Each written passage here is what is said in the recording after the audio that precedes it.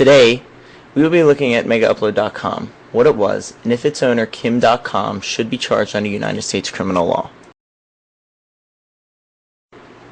Megaupload was a file hosting website with the unique ability to share these files publicly. It turned into a website where people would upload and share copyrighted works and receive monetary rewards if their file was popular enough. Files that weren't popular would be deleted from the servers after a set period of time. And while there was a system in place to remove child pornography from the site, nothing was ever implemented to remove copyrighted material. The goal of Megaupload.com was not to give users a place to store files long term, but to drive traffic to the website to download these files and increase revenue from ad views.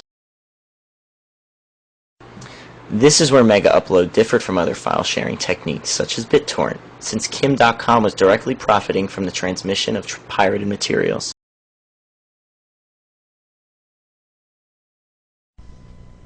With the expansion of the internet into everybody's homes and the rate at which data is being uploaded to the internet at any given time, it naturally led to a rise in uploading and streaming illegal online copyrighted material. Copyrighted material is being shared in two main ways, one being actually uploading the content to be re-downloaded entirely from another user, or peer-to-peer sharing, where the file is being distributed into bits and pieces to other users requesting it, so that the file is actually being downloaded from multiple users at any given time. Due to this, there's been a rise in copyright infringement and piracy, and due to this, the music and movie industry, who are losing a lot of money from piracy and copyright infringement, are fighting to beef up the law on copyright infringement and piracy so that they can attempt to take down some of this online material that is illegally being uploaded and shared.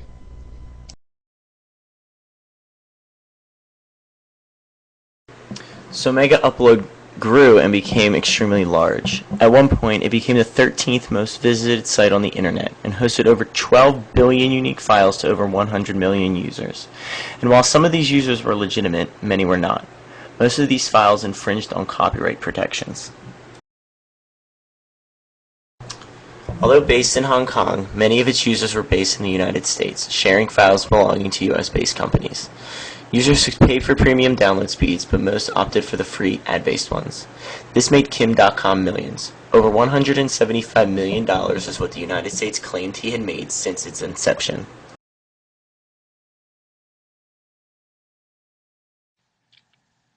As the previous video shows, the initial legal proceedings of this case happened very quickly. The site was seized by local authorities on January 19, 2012. The owners of this site, including Kim.com, were arrested in New Zealand due to the request from the FBI that the four owners had to be extradited on multiple charges. They were initially charged with criminal copyright infringement, conspiracy to commit racketeering, and conspiracy to commit money laundering. These claims were based on the facts given that some users, while most users did not have to charge to use the website, there were premium access subscriptions that featured faster bandwidth and fewer limitations that users could be charged for. And this also led into a uploader rewards program that gave monetary compensation to users that uploaded especially popular files. These charges were also linked to the Digital Millennium Copyright Act, because it's allegedly the owners were not designated as copyright agents, which is a requirement under the Safe Harbor section of the DMCA.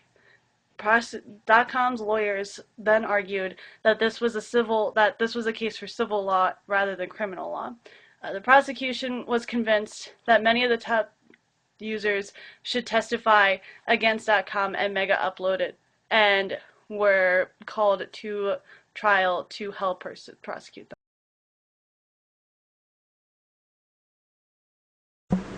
Although this case hasn't reached the United States yet, there have been legal proceedings dating back to April 2012 going on. In April 2012, due to procedural errors made by the New Zealand authorities, it was ruled that Kim.com's property had been seized in January 2012 without giving proper notice. In June of 2012, search warrants used to raid his house were too general and were declared invalid. In March of 2013, .com won a Court of Appeal ruling allowing him to sue the Government Communications Security Bureau. In February 2014, previous rulings overturned and warrants were declared valid. And in September of 2014, a Court of Appeal ruled that New Zealand police were to return seized electronic devices unencrypted back to .com.